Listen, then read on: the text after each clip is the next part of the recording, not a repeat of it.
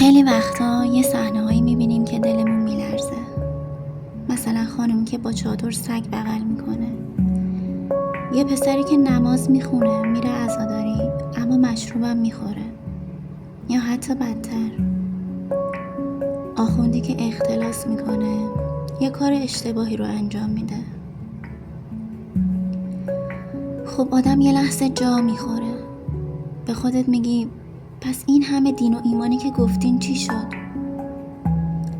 اینجا دقیقاً همون جاییه که باید آگاه باشیم. این تناقض‌ها امتحان تو هستن.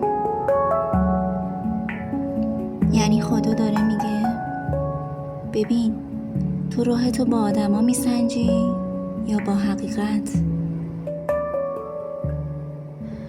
اگر ایمانتو میذاری روی دوش آدما، خب وقتی اون لغزش کنه منم میلرزم.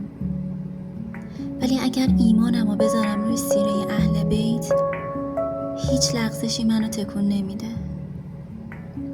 پس حواسمون باشه گول نخوریم.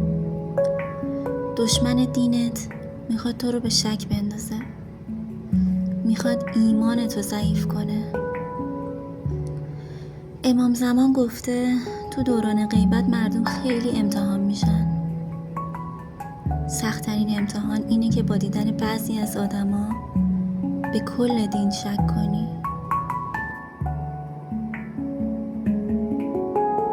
آره، ممکنه یه آخوند اشتباه کنه یا یه آدم بیدین از قصد خودشو مذهبی نشون بده و کار نادرستی کنه، اما این چه ربطی به اصل دین داره؟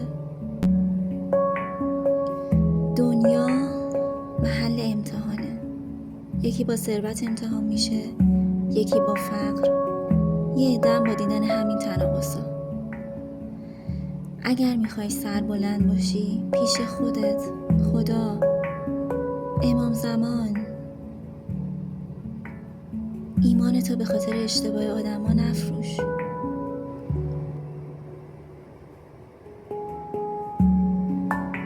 راه اهل بیت روشنه.